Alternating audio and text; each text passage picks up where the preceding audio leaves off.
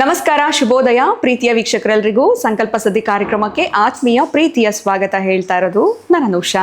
ಮೊದಲನೇ ಬಾರಿ ನಮ್ಮ ಚಾನಲ್ ವೀಕ್ಷಿಸ್ತಾ ಇದ್ದೀರಾ ಅಂದರೆ ಈಗಲೇ ನಮ್ಮ ಚಾನಲ್ನ ಸಬ್ಸ್ಕ್ರೈಬ್ ಮಾಡಿ, ನಮ್ಮ ವಿಡಿಯೋಸ್ನ ಲೈಕ್ ಮಾಡಿ.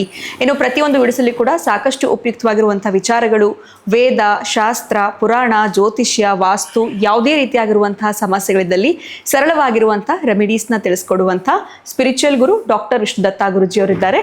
ಬನ್ನಿ ಗುರುಗಳನ್ನ ಕಾರ್ಯಕ್ರಮಕ್ಕೆ ಬರಮಾಡ್ಕೊಳ್ಳೋಣ. ನಮಸ್ತೆ ಗುರುಗಳೇ, ಶುಭೋದಯ. ಕಾರ್ಯಕ್ರಮಕ್ಕೆ ಭಕ್ತಿಯ ಸ್ವಾಗತ.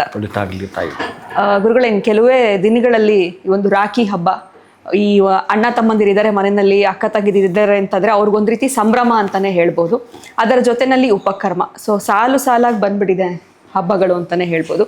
ಇದರ ಒಂದು ಹಿನ್ನೆಲೆ, ಈ ಕೆಲವರು ಮನೆಯಲ್ಲೇ ಇರ್ತಾರೆ, ಅವರು ರಾಖಿ ಕಟ್ಟುವಂಥದ್ದೆಲ್ಲ ಇರುತ್ತೆ, ಇನ್ನು ಕೆಲವರು ದೂರದ ಊರುಗಳಿರ್ತಾರೆ, ಅದನ್ನು ಕಳಿಸೋ ಅಂಥದ್ದು, ಅಥವಾ ಇದರ ಒಂದು ಹಿನ್ನೆಲೆ ಏನು, ಇದಕ್ಕೆ ಯಾಕೆ ನಾವು ಇಷ್ಟು ಮಹತ್ವವನ್ನು ಕೊಡಬೇಕಾಗತ್ತೆ, ಈ ವಿಚಾರವಾಗಿ ತಿಳಿಸ್ಕೊಡಿ. ಓಂ ವಿಶ್ವಸ್ಮೈ ನಮಃ. ಪ್ರೀತಿಯ ಬಂಧುಗಳೇ, ಈ ವಿಷಯ ಎಲ್ರಿಗೂ ಗೊತ್ತಿರುತ್ತೆ, ಆದರೂ ನಮಗೆ ಪುರಾಣ ಆಗಿರಬಹುದು, ಈ ಸನಾತನ ಧರ್ಮದಲ್ಲಿ ಎಲ್ಲಾದರೂ ಉಲ್ಲೇಖ ಇದೆಯಾ, ವೇದ ಏನಾರ ಹೇಳಿದೆಯಾ ಅಂತ ಸ್ವಲ್ಪ ನಾವು ಇಣುಕಿ ನೋಡಿದರೆ ಬಹುಶಃ ನಾವೊಂದಷ್ಟು ಮೈಥಲಾಜಿಕಲ್ ವೇನಲ್ಲಿ ಸ್ವಲ್ಪ ಚೆಕ್ ಮಾಡ್ತೀವಿ. ಅಂತಂದರೆ ಒಂದಷ್ಟು ಕಡೆ ಇರುತ್ತೆ, ಒಂದಷ್ಟು ಕಡೆ ಇರೋದಿಲ್ಲ. ರಾಖಿ ಅನ್ನೋದು ಎಲ್ಲೂ ಇಲ್ಲ. ಈ ಕಾರ್ಯಕ್ರಮದ ಪ್ರಾಯೋಜಕರು NK42 Fitness. Get your growth, speak loudly. Your fitness journey starts here. NK42 Fitness, second floor, Zudio Shop Building, Balagere Road, Vartur. Contact 97319 4115. Transform your body, transform your life. ನಮ್ಮ ಆರೋಗ್ಯವೇ ನಮ್ಮ ಸಂಪತ್ತು, ಅದನ್ನು ಕಾಪಾಡುವುದು ನಮ್ಮ ಹೊಣೆಗಾರಿಕೆ. ಭಗವಾನ್ ನೋನಿ 55ಕ್ಕೂ ಹೆಚ್ಚು ಆರೋಗ್ಯದ ಸಮಸ್ಯೆಗಳಿಗೆ ರಾಮಬಾಣ. ಇದು ಕೇವಲ ಔಷಧಿ ಮಾತ್ರವಲ್ಲ, ಅಮೃತ ಸಂಜೀವಿನಿ. ನಮ್ಮ ಸಂಸ್ಥೆಯ ಉತ್ತಮ ಗುಣಮಟ್ಟದ ಹೇರ್ ಆಯಿಲ್, ಪೇನ್ ಆಯಿಲ್ ಮತ್ತು ನೋನಿ ಸೋಪ್ ಲಭ್ಯವಿದೆ. ನೀವು ಕೂಡ Bhagwan noni hair oil, pain oil ಮತ್ತು ಸೋಪುಗಳನ್ನು ಕೊಂಡುಕೊಳ್ಳಲು ಈಗಲೇ ಸಂಪರ್ಕಿಸಿ 9590799995 8217847031. ಬಟ್ ಇರೋದಾದ್ರೂ ಏನು ಅಂತಂದರೆ, ಶ್ರಾವಣ ಮಾಸದ ಪೌರ್ಣಮಿ ಇದೆಯಲ್ಲ, ನೀವು ಚೆನ್ನಾಗಿ ನೆನಪಿಟ್ಕೋಬೇಕು ಬಂಧುಗಳೇ. ಪೌರ್ಣಮಿ ಅನ್ನುವುದು, ಶ್ರಾವಣ ಮಾಸದ ಪೌರ್ಣಮಿ ಸೃಷ್ಟಿಗೆ ಹೇತುವಾದ ದಿನ.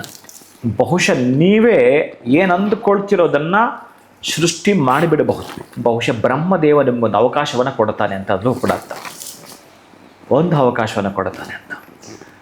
ಯಾಕಂದರೆ ಉಪಕರ್ಮ ರಕ್ಷಾಬಂಧನ ಅನ್ನೋದು ಈ ಒಂದು ಪೌರ್ಣಮಿಯಂದು ಮಾಡಿದ್ರು. ಸಚ್ಚಿದೇವಿ ಮಾಡಿದ್ಲು, ಹಾಗೆಯೇ ಮಹಾಲಕ್ಷ್ಮಿ ಕೂಡ ಮಾಡಿದ್ದ ಕುರುಹುಗಳು ನಮಗೆ ಸಿಗ್ತವೆ. ಹಾಗೆಯೇ ಇಲ್ಲಿ ಯಜ್ಞೋಪವೀತಂ ಪರಮಂ ಪವಿತ್ರಂ ಪ್ರಜಾಪತಿರ್ಯತ್ ಸಹಜಂ ಪುರಸ್ತಾತ್ ಆಯುಷ್ಯಮಗ್ರಿಯಂ ಪ್ರಥಮಂಚ ಶುಭ್ರಂ ಯಜ್ಞೋಪವೀತಂ ಬಲಮಸ್ತು ತೇಜಃ ಅಂತ ಹೇಳ್ತಾನೆ.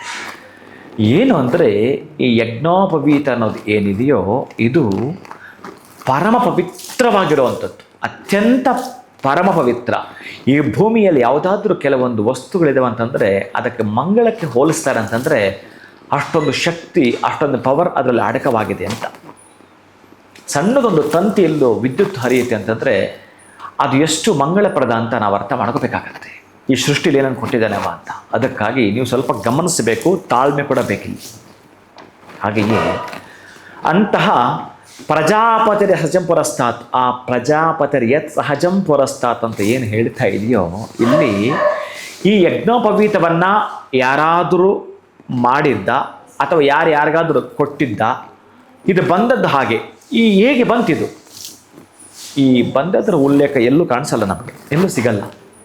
ಮತ್ತು ಇನ್ನು ಹೇಗೆ ಉದ್ಭವ ಆಯಿತು ಅಂತಾರೆ, ಆ ಪ್ರಜಾಪತಿ ಅನ್ನುವವನು ಸಹಜವಾಗಿಯೇ ಅದು ಅವನಿಗೆ ಇತ್ತು ಅಂತ.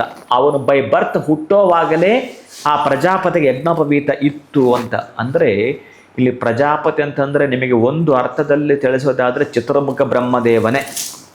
ಆ ಸೃಷ್ಟಿ ಮಾಡಿರ್ತಕ್ಕಂಥ ಬ್ರಹ್ಮದೇವನೇ ಯಜ್ಞೋಪವೀತದೊಂದಿಗೆ ಜನನವಾಗುತ್ತಾನೆ, ಇಷ್ಟೇ. ಇನ್ನು ಅದು ಇದೆ ಅಂತಂದ್ರೇ ಸಹಜವಾಗಿ ಅಂತಹ ಯಜ್ಞೋಪವೀತ ಪರಮ ಪವಿತ್ರವಾಗಿರುತ್ತೆ ಅಂತ. ಇನ್ನು ಅದಕ್ಕೆ 3 ಎಲೆಗಳು ಅದಕ್ಕೆ ಹೋಲಿಸುವಂಥದ್ದು ಬಹಳ ಇದ್ದಾವೆ. ದೇವಋಣ, ಋಷಿಋಣ, ಪಿತೃಋಣ, ಆ ಋಣಗಳನ್ನು ಬಹುಶಃ ನಾವೇನು ಮಾಡಬೇಕು, ಅದನ್ನು ಧರಿಸಿದ ಮೇಲೆ ಬಹುಶಃ ಒಂದಷ್ಟು ಅಧಿಕಾರಗಳನ್ನು ಕೊಡಲಾಗತ್ತೆ ಅಂತ. ಹೇಗೆ ನೀವು ನಿಮ್ಮ ಎಜುಕೇಷನ್ ಮುಗಿದ ಮೇಲೆ ಒಂದು ಇಂಟರ್ವ್ಯೂ ಅಟೆಂಡ್ ಆದಮೇಲೆ ನಿಮಗೆ ಆ ಜಾಬ್ ಅನ್ನೋದು ನಿಮ್ಮ ಅಧಿಕಾರಕ್ಕೆ ವಹಿಸಲಾಗುತ್ತೋ, ಹಾಗೆ ಇಲ್ಲಿ ಕೂಡ ಯಜ್ಞೋಪವೀತವನ್ನು ಯಾರು ಧಾರಣೆ ಮಾಡ್ತಾರೋ, ನೀವು ಯಾರಾದರೂ ಧಾರಣೆ ಮಾಡಿ. ಇಲ್ಲಿ ಬ್ರಾಹ್ಮಣರು ಹಾಕ್ಕೊಳ್ಬೇಕಾ ಗುರುಗಳೇ? ಇಲ್ಲ ರೀ, ಆ ಪದ ತೆಗೆದಾಕ್ರಿ. ನೀವು ಹಾಕ್ಕೋಬೇಕು ಅಂತ ಇದ್ದರೆ ಬನ್ನಿರಿ, ನಾನು ಹಾಕಿಸ್ತೀನಿ. ಬಟ್ ಅದಕ್ಕೆ ಕಟ್ಟುಪಾಡುಗಳು, ಕಟ್ಟಪ್ಪಣೆಗಳು, ಶಿಸ್ತು, ಅಲ್ಲಿರ್ತಕ್ಕಂಥ ಡಿಸಿಪ್ಲಿನ್ ನಿಮಗೆ ಅಪ್ಲೈ ಆಗಬೇಕು.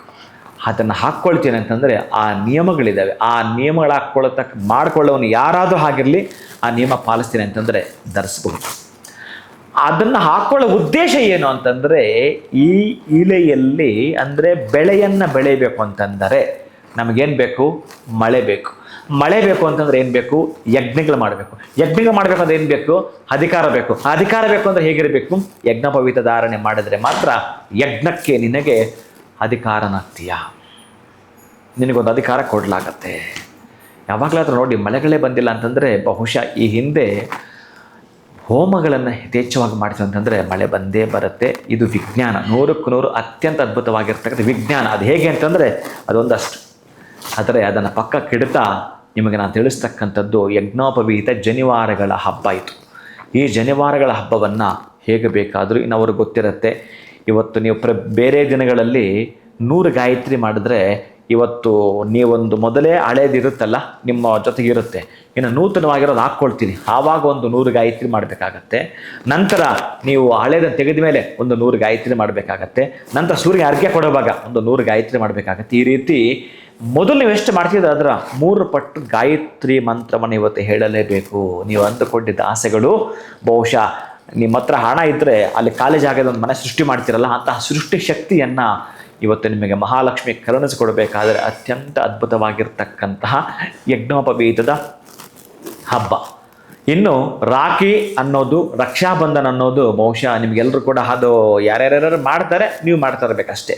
ಅದನ್ನು ತಿಳ್ಕೊಳ್ಳೋಂಥ ಗೋಜಲಿಗೆಲ್ಲ ಹೋಗಲ್ಲ ನಾವು. ಈ ಉತ್ತರ ಭಾರತದಲ್ಲಿ ಜಾಸ್ತಿ ಮಾಡುತ್ತಾರೆ. ಆದರೆ ರಕ್ಷಾಬಂಧನ ಅನ್ನೋದು ಕೂಡ ಹೇಗೆ ಬಂತು ಅಂತಂದರೆ, ತತ್ಪೂರ್ವೆ ಹಿಂದೆ ಬಹುಶಃ ಯುದ್ಧಗಳು ಆ ಕಾಲದಿಂದಲೂ ಇದೆ, ಈಗಲೂ ಇದೆ. ದೇವತೆಗಳಿಗೂ ರಾಕ್ಷಸರಿಗೂ ಯುದ್ಧ ನಡೀಬೇಕಾದರೆ ಆ ಒಂದು ಇಂದ್ರನಿಗೆ ಇಂದ್ರಾಣಿ ಅಂದರೆ ಸಚಿದೇವಿ, ಆ ಇಂದ್ರಾಣಿ ಆ ರಕ್ಷೆಯನ್ನು ಕಟ್ಟುತ್ತಾಳೆ. ಯಾರಿಗೆ? ಪತಿದೇವರಿಗೆ. ಇಂದ್ರನಿಗೆ ಇಂದ್ರಾಣಿ ರಕ್ಷೆಯನ್ನು ಕಡುತ್ತಾಳೆ, ಅಂದರೆ ಕಂಕಣವನ್ನು ಕಡುತ್ತಾಳೆ. ಈ ರಕ್ಷಣೆ ಮಾಡುತ್ತೆ, ರಾಕ್ಷಸರನ್ನು ಸೋಲಿಸುತ್ತೆ.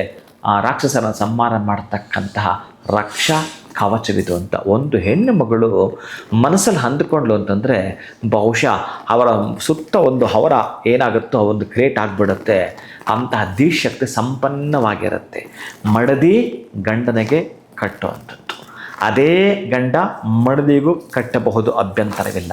ಸರಿ, ಮದುವೆ ಆಗಿಲ್ಲ, ಆವಾಗಲೂ ಕೂಡ ಬಹುಶಃ ಯುದ್ಧಗಳು ನಡೆಯಬಹುದು.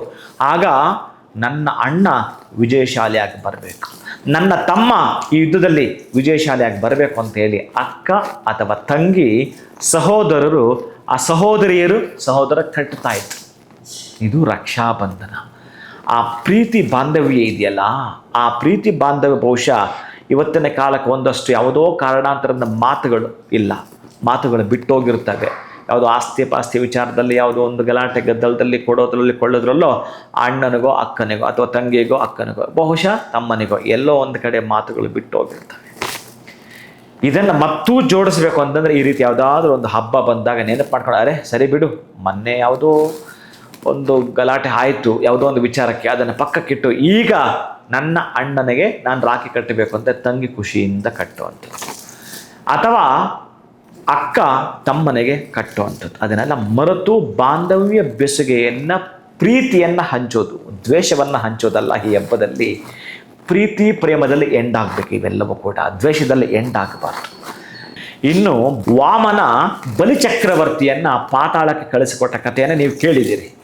ಅಂತಹ ವಾಮನ ಬಂದದ್ದು ಕುಬ್ಜರೂಪಾಢ್ಯನಾಗಿ ಬಂದು 3 ಹೆಜ್ಜೆ ದಾನವಾಗಿ ಪಡೆದು ಬಹುಶಃ ಮೇಲಕ್ಕೆ ಆಕಾಶಕ್ಕೆ ಒಂದು ಪಾದವನ್ನು, ಭೂಮಿಗೆ ಒಂದು ಪಾದವನ್ನು ಇಟ್ಟು, ಇನ್ನು ಸ್ಥಳ ಇಲ್ಲ, ಆ 3ನೇ ಪಾದವನ್ನು ಆ ಬಲಿಚಕ್ರವರ್ತಿಯ ತಲೆಯ ಮೇಲೆ ಇಟ್ಟು ಪಾತಾಳಕ್ಕೆ ಕಳಿಸಿಕೊಡುತ್ತಾನೆ.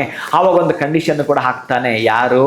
ಆ ಆ ಬಲಿಚಕ್ರವರ್ತಿ ನೀನು ಕೂಡ ನನ್ನ ಜೊತೆ ಪಾತಾಳಕ್ಕೆ ಬರಬೇಕು ಅಂತ ಹೇಳ್ತಾನೆ. ಮಹಾವಿಷ್ಣುವನ್ನು ಕೂಡ ಕರ್ಕೊಂಡು ಹೋಗಿರುತ್ತಾನೆ. ಆಗ ಈ ಒಂಟಿಯಾಗಿರ್ತಕ್ಕಂತಹ ಮಹಾಲಕ್ಷ್ಮಿ ಏನು ಮಾಡ್ತಾಳೆ ವೈಕುಂಠದಲ್ಲಿ, ಆಕೆ ಕೂಡ ಪಾತಾಳಕ್ಕೆ ಬಂದು ಇದೇ ಹಬ್ಬದಂದು ಸಹೋದರ ಭಾವನೆಯಿಂದ ಆ ಬಲಿಚಕ್ರವರ್ತಿ, ಯಾಕಂದರೆ ಭಕ್ತ ಪ್ರಹ್ಲಾದನ ಮೊಮ್ಮಗ ಆತ, ಹಾಗಾಗಿ ಆತನಿಗೆ ಕಂಕಣವನ್ನು ಕಟ್ತಾಳೆ. ಆ ಕಂಕಣವನ್ನು ಕೈಗೆ ಬದ್ನಾಮಿ ರೂಪದಲ್ಲಿ ಕಟ್ಟುತ್ತಾಳೆ. ಸಹೋದರನಾಗಿ ಅವನಿಗೆ ಆಶೀರ್ವಾದವನ್ನು ಮಾಡುತ್ತಾಳೆ. ಅಲ್ಲಿಂದ ಮಹಾಲಕ್ಷ್ಮಿ ವೈಕುಂಠಕ್ಕೆ ಮಹಾವಿಷ್ಣುನ ಕರೆದುಕೊಂಡು ಬರುತ್ತಾಳೆ. ಒಟ್ಟಾರೆಯಾಗಿ ಆಪತ್ತು ವಿಪತ್ತುಗಳನ್ನು ಹೋಗಲಾಡಿಸಿ ಸಂಪತ್ತನ್ನು ಮನೆಗೆ ಪಡ್ಕೊಳ್ಬೇಕು ಅಂತಂದರೆ, ಸ್ನೇಹ ಸಂಬಂಧ ಬಾಂಧವ್ಯದೊಂದಿಗೆ ಇರಬೇಕು ಅಂತಂದರೆ ಕಂಕಣಂ ತತ್ಪೂರ್ವ ಈ ಹಿಂದೆ ಕೂಡ ಇತ್ತು ಅನ್ನೋದ್ರ ಸಾಂಕೇತಿಕ ನಮಗೆ ತೋರಿಸ್ಕೊಡುತ್ತೆ. ಅಪ್ಪ ಕೂಡ ಮಗಳ ಬಲಗೈಗೆ ಕಟ್ಟಬಹುದು, ಅದೇ ಮಗಳು ಅಪ್ಪನ ಬಲಗೈ ಕೂಡ ಕಟ್ಟಬಹುದು, ಅಭ್ಯಂತರವಿಲ್ಲ. ಒಟ್ಟಾರೆಯಾಗಿ 100 ವರ್ಷಗಳ ಕಾಲ ಆರೋಗ್ಯವಾಗಿ ಆಯುಷ್ಯವಾಗಿ ಇರು ಅಂತ ಹೇಳಿ ಕಟ್ಟತಕ್ಕಂತಹ ಕಂಕಣವೇ ವಿಜಯ ಕಂಕಣ ಆಗಿರುತ್ತೆ. ಅದು ರಾಖಿಯಾಗಿ ನಿಮ್ಮ ತನಕ ಬಂದುಬಿಟ್ಟು ಆ ತಂಗಿ ರಾಖಿ ಕಟ್ತಾ ಬಾಕಿ ಹಣವನ್ನು ವಸೂಲು ಮಾಡುತ್ತಾಳೆ. ಬಹುಶಃ ಆಸ್ತಿ ಪಾಸ್ತಿಯಲ್ಲಿದ್ದರೆ ಖುಷಿಯಾಗಿ ಕೊಡಬೇಕಾಗುತ್ತೆ ಇದ್ದರೆ ನೀವು, ಹಾಗಂತೇಳಿ ಆ ಅಣ್ಣ ಅಥವಾ ಆ ತಮ್ಮ ಆವತ್ತು ಹೆಣ್ಣು ಮಕ್ಕಳಿಗೆ ಏನಾದರೂ ಖುಷಿಯಾಗಿ ಕೊಡುವಂಥದ್ದು ಕೂಡ ಇರುತ್ತೆ. ಹಣದ ರೂಪದಲ್ಲೋ ವಸ್ತು ರೂಪದಲ್ಲೋ ಆಸ್ತಿ ರೂಪದಲ್ಲೋ ಕೊಡುವಂಥದ್ದು ಇದ್ದರೆ ಬಹುಶಃ ಆಕೆ ಪ್ರೀತಿ ಪಾತ್ರಳು. ಮತ್ತು ನೀವೇನಾದರೂ ಪ್ರೀತಿಯಿಂದ ಕೇಳಿದರೆ ಅದ್ರ ಜೊತೆಗೆ ಮತ್ತು ಕೊಡ್ತಕ್ಕಂತಹ ಗುಣಗಳು ಹೆಣ್ಣು ಮಕ್ಕಳಿಗೆ ಇರುತ್ತವೆ. ಅದಕ್ಕಾಗಿ ಅವರನ್ನು ಪ್ರೀತಿಯಿಂದ ನೀವು ಓಲೈಸಬೇಕೇ ವಿನಃ ದ್ವೇಷದಿಂದ ಅಲ್ಲ. ದ್ವೇಷ ಕಾರತಕ್ಕಂಥ ಹಬ್ಬ ಇದು ಅಲ್ಲ ಅನ್ನೋದನ್ನು ನಮಗೆ ತೋರಿಸಿಕೊಡುತ್ತೆ.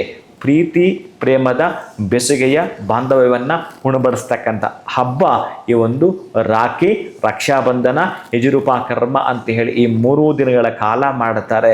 ನಾಳೆ ಕೂಡ ಕೆಲವು ಸಂಪ್ರದಾಯದಲ್ಲಿ ಈ ಒಂದು ಯಜ್ಞೋಪವೀತವನ್ನು ಬದಲಾವಣೆ ಮಾಡಿಕೊಳ್ಳತಕ್ಕಂಥದ್ದು ಇರುತ್ತೆ. ಹಾಗಾಗಿ ಯಾರು ಬೇಕಾದರೂ ಕೂಡ ಮಾಡಿಕೊಳ್ಳುತ್ತಾ ಒಟ್ಟಾರೆಯಾಗಿ ದೇಶ ಸುಭಿಕ್ಷವಾಗಿರಬೇಕು ಅನ್ನೋ ಸಂಕಲ್ಪ ಇಟ್ಕೊಂಡು ಮಾಡ್ತಕ್ಕಂಥ ಹಬ್ಬ ಯಜುರೂಪಕರ್ಮ ಮತ್ತು ರಕ್ಷಾಬಂಧನ. ಪ್ರೀತಿಯ ಬಂಧುಗಳೇ, ಹುಣ್ಣಿಮೆಯ ಮಹತ್ವವನ್ನು ಕೂಡ ತಿಳಿಸ್ಕೊಟ್ರಿ. ಇನ್ನು ರಕ್ಷಾಬಂಧನದ ಮಹತ್ವ ಆಗಿರ್ಬೋದು, ಜೊತೆಯಲ್ಲಿ ಈ ಉಪಕರ್ಮ ಯಾರು ಆಚರಣೆ ಮಾಡಬೇಕು ಮಾಡಬಾರ್ದು ಅವೆಲ್ಲ ತಪ್ಪ ಕಲ್ಪನೆಗಳೇ ಬೇಡ, ಯಾರು ಬೇಕಾದರೂ ಆ ಒಂದು ಜನವರದ ಧಾರಣೆಯನ್ನು ಮಾಡಬಹುದು ಮಂತ್ರವನ್ನು ಹೇಳ್ತಾ ಅನ್ನೋದ್ರ ಬಗ್ಗೆ ಹೇಳಿದ್ರಿ.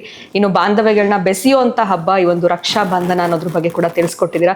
ಬಾಕಿ ಹಣವನ್ನು ವಸೂಲಿ ಮಾಡುವಂಥದ್ದು ಅದು ಬಹಳ ಒಂದು ರೀತಿ ನಗು ತರೋ ಥರ ಇತ್ತು. ಬಟ್ ಯೋಚನೆ ಮಾಡಿದಾಗ ನಿಜ ಹೌದು ಅಂತ ಅನ್ಸುತ್ತೆ. ಯಾಕಂದ್ರೆ ನಾವು ಇವಾಗ ಅಣ್ಣಂಗೆ ರಾಖಿ ಕಟ್ಟಿದಾಗ ಏನಾದರೂ ಕೊಡಬಹುದು ಅವರು ವಿಶೇಷವಾಗಿ ಅಂತ ಕೇಳೋಕೆ ಮೊದಲೇ ಕೊಡಬೇಕು ಅಂತ ಅರ್ಥ. ಬಾಕಿ ಹಣ ಅಂದ್ರೆ ಈಗ ನಾನು ಇವತ್ತು ಬಹುಶಃ ಸುಪ್ರಭಾತ ತಿಳಿಸಿದ್ದೀನಿ ಅನ್ಕೋತೀನಿ. ಏನೋ ಬಹಳ ಮುಖ್ಯವಾಗಿರುವಂಥದ್ದು ಇದು. ಬಹುಶಃ ನಿಮ್ಮ ಮನೆಗೆ ನೀವು ಕೇಳೋ ಪ್ರಶ್ನೆಗಳ ಮುಖಾಂತರ ನನಗೆ ಬಂದದ್ದು ಮರ್ತು ಬಿಡ್ತೀನಿ ನಾನು ಒಂದ್ಸಲ. ಬಹುಶಃ ಲಾಜ ಅಂತ ಇವತ್ತು ಸುಪ್ರಭಾತದಲ್ಲಿ ಸೇರಿಸಿದ್ದೀನಿ. ಯಾರಾದರೂ ಸುಪ್ರಭಾತ ನೋಡಲ್ದಿರುವಂಥವರು ಲಾಜ ಅಂದರೆ ಭತ್ತದ ಹರಳು. ಪ್ರೀತಿಯ ಬಂಧುಗಳೇ, ಆ ಭತ್ತದ ಹರಳನ್ನು ನೀವೇನಾದರೂ ಈ ಭತ್ತ ಬೆಳೆಯುವ ಗದ್ದೆಗಳೆಲ್ಲ ಕಟಾವು ಮಾಡಿರ್ತಾರೆ ಅಥವಾ ಬಿತ್ತನೆ ಮಾಡಲಿಕ್ಕೆ ಪ್ರಾರಂಭ ಮಾಡಿರ್ತಾರೆ. ಈಗ ಹೆಂಗಿದ್ರು ಕೂಡ ವರ್ಷಕಾಲ ಅಲ್ಲಲ್ಲಿ ಮಳೆ ಬಿದ್ದು ನೀರು ಗುಂಡುಗಳು ಇರುತ್ತೆ ಸಣ್ಣ ಸಣ್ಣದ ಗದ್ದೆಗಳಲ್ಲಿ. ಅಲ್ಲೊಂದಷ್ಟು ಲಾಜ ಹಾಕಿ ಬರ್ತೀನಿ ಅಂತಂದರೆ ಒಂದು ಲಾಜಿಕ್ ನಿಮ್ಮ ಕೈಗೆ ಸಿಕ್ಕಿಬಿಡುತ್ತೆ. ಬಹುಶಃ ನಿಮ್ಮ ಬದುಕು ಅದೇ ಒಂದು ಮ್ಯಾಜಿಕ್ ಆಗಿಬಿಡುತ್ತೆ. ನೀರು ಹರಿಯೋ ಜಾಗದಲ್ಲಿ ಮೀನುಗಳಿಗೆ ಒಂದಷ್ಟು ಪಕ್ಷಿಗಳಿಗೆ ಲಾಜ ಹಾಕಿ ಬರ್ತೀನಿ ಅಂತಂದರೆ ಅದೊಂದು ಲೀಟ್ರು ಸಿಗುತ್ತೆ ನಿಮಗೆ. 1 ಲೀಟ್ರ್ ಲಾಜ ಭತ್ತದ ಹರಳು 10 ರೂಪಾಯಿನೋ 20 ರೂಪಾಯಿನೋ ಇರಬಹುದು. ಒಂದು 5-6 ಲೀಟ್ರ್ ಒಂದು 10 ಲೀಟ್ರ್ ತೆಗೆದುಕೊಂಡು ಹೋಗಿ ಅಲ್ಲೆಲ್ಲ ಹಾಕಿ ಬರ್ತೀನಿ ಅಂತಂದರೆ ಬಹುಶಃ ನಿಮಗೆ ಮೈ ಜುಮ್ ಎನ್ನಿಸುತ್ತೆ. ನಿಮ್ಮ ಬುದ್ಧಿಮತ್ತೆಯಲ್ಲಿ ಬಹುಶಃ ನಿಮ್ಮ ಬದುಕಲ್ಲೊಂದು ಪವಾಡ ನಡೆದು ಬಿಡುತ್ತೆ. ನೀವು ಯಾವುದೂ ಅಂದುಕೊಂಡಿರ್ತೀರೋ ಅದು ಬಹುಶಃ ಅಣ್ಣ ತಂಗಿಗೋ ತಂಗಿ ಹಣ್ಣಿಗೋ ರಕ್ಷಾಬಂಧನಗಳು ಮುಗಿದ ಮೇಲೆ ನೀವು ಕಟ್ಟಿಕೊಂಡು ಆ ಭತ್ತದ ಹರಳನ್ನು ಹಾಕಿ ಬನ್ನಿ ಗದ್ದೆ ನೀರು ಹರಿಯುವ ಜಾಗಕ್ಕೆ ಪಶು ಪಕ್ಷಿಗಳಿಗೆ. ಆ ಪಶು ಪಕ್ಷಿಗಳಿಗೆ ಲಾಜ ಒಂದು ನೀವು ಅಡಿಕೆ ತಟ್ಟೆನೋ ಅಥವಾ ಬಾಳೆಹೆಲೆ ಎಲ್ಲೋ ಒಂದು ಕಡೆ ಹಾಕ್ತೀನಿ ಅಂತಂದರೆ ನೀರು ಕೂಡ ಅಲ್ಲಿ ಇಟ್ಟು ಬನ್ನಿ. ಆ ನೀರಲ್ಲೂ ಕೂಡ ಸ್ವಲ್ಪ ಹಾಕಿ ಬನ್ನಿ. ಅದೊಂದು ರೀತಿ ಪೂರಿ, ಅದು ಹೇಗೆ ಇರುತ್ತೆ ಅದು ತೇಲ್ತಾನೆ ಇರುತ್ತೆ ವಾಟರ್ ಮೇಲೆ. ಅದನ್ನು ಇವತ್ತು ಕೊಡುವಂಥದ್ದು ಪಶು ಪಕ್ಷಿಗಳಿಗೆ. ಅದನ್ನೇ ಇವತ್ತು ಯಜ್ಞಕ್ಕೂ ಕೂಡ ನಾನು ದಾನವಾಗಿ ಕೊಡ್ತೀನಿ ಅಂತಂದರೆ ಲಾಜ. ಚೆನ್ನಾಗಿ ಜ್ಞಾಪಕ ಇಟ್ಕೊಳ್ಳಿ. ಇದು ಅತ್ಯಂತ ಅದ್ಭುತ. ಈ ದಿನದಲ್ಲಿ ಶ್ರೇಷ್ಠವಾಗಿರುವಂಥದ್ದು. ನೀವು ದಾನ ಮಾಡ್ತೀನಿ ಅಂತಂದರೆ ಇದರ ಅದ್ಭುತವಾದ ವೈಭವಪೇತವಾಗಿರ್ತಕ್ಕಂಥದ್ದು ನಿಮ್ಮ ಬದುಕಿಗೆ ಕೊಡುವಂಥದ್ದು ದಿನ ಆಗಿರುತ್ತೆ. ಲಾಜ ಮತ್ತೊಮ್ಮೆ ಹೇಳ್ತಿದ್ದೀನಿ, ನೆನಪಿಟ್ಕೊಳ್ಳಿ ಪ್ರೀತಿಯವರು. ಖಂಡಿತ ಗುರುಗಳೇ. ಸೊ ನಮ್ಮ ಲೈಫ್ನಲ್ಲಿ ಚೇಂಜಸ್ಸು ಅಥವಾ ಮಿರಾಕಲ್ಸು ಮ್ಯಾಜಿಕ್ ಆಗಬೇಕು ಅಂತಂದರೆ ಈ ದಿನ ಲಾಜವನ್ನು ನಾವು ಹೇಗೆ ದಾನ ಮಾಡಬೇಕು, ಪಶು ಪಕ್ಷಿಗಳಿಗೆ ನೀಡಬೇಕು ಅನ್ನೋದ್ರ ಬಗ್ಗೆ ತಿಳಿಸ್ಕೊಟ್ಟಿದ್ದೀರಾ. ಧನ್ಯವಾದಗಳು. ನಮಸ್ಕಾರ. ಹರೇ ಶ್ರೀನಿವಾಸ. ರಕ್ಷಾಬಂಧನದ ಮಹತ್ವವನ್ನು ತಿಳ್ಕೊಂಡ್ವಿ, ಹುಣ್ಣಿಮೆಯ ಮಹತ್ವದ ಕುರಿತಾಗಿ ತಿಳಿಸ್ಕೊಟ್ರು. ಇನ್ನು ಉಪಕರ್ಮ ಕೂಡ ಬರ್ತಾ ಇದೆ, ಇದರ ಒಂದು ಆಚರಣೆ ಹೇಗಿರಬೇಕು ಇದ್ರ ಬಗ್ಗೆ ಕೂಡ ಗುರುಗಳು ತಿಳಿಸ್ಕೊಟ್ಟಿದ್ದಾರೆ. ಇವತ್ತಿನ ವಿಡಿಯೋನ ಮುಗಿಸುವಂಥ ಸಮಯ ಆಗಿದೆ. ನಮಸ್ಕಾರ. ಈ ಕಾರ್ಯಕ್ರಮದ ಪ್ರಾಯೋಜಕರು NK42 Fitness. Get your growth, speak loudly. Your fitness journey starts here. NK42 Fitness, second floor, Zudio Shop Building, Balagere Road, Vartur. Contact 97319 4115. Transform your body, transform your life. ನಮ್ಮ ಆರೋಗ್ಯವೇ ನಮ್ಮ ಸಂಪತ್ತು, ಅದನ್ನು ಕಾಪಾಡುವುದು ನಮ್ಮ ಹೊಣೆಗಾರಿಕೆ. ಭಗವಾನ್ ನೋನಿ 55ಕ್ಕೂ ಹೆಚ್ಚು ಆರೋಗ್ಯದ ಸಮಸ್ಯೆಗಳಿಗೆ ರಾಮಬಾಣ. ಇದು ಕೇವಲ ಔಷಧಿ ಮಾತ್ರವಲ್ಲ, ಅಮೃತ ಸಂಜೀವಿನಿ. ನಮ್ಮ ಸಂಸ್ಥೆಯ ಉತ್ತಮ ಗುಣಮಟ್ಟದ ಹೇರ್ ಆಯಿಲ್, ಪೇನ್ ಆಯಿಲ್ ಮತ್ತು ನೋನಿ ಸೋಪ್ ಲಭ್ಯವಿದೆ. ನೀವು ಕೂಡ Bhagwan noni hair oil, pain oil ಮತ್ತು ಸೋಪುಗಳನ್ನು ಕೊಂಡುಕೊಳ್ಳಲು ಈಗಲೇ ಸಂಪರ್ಕಿಸಿ 9590799995 8217847031.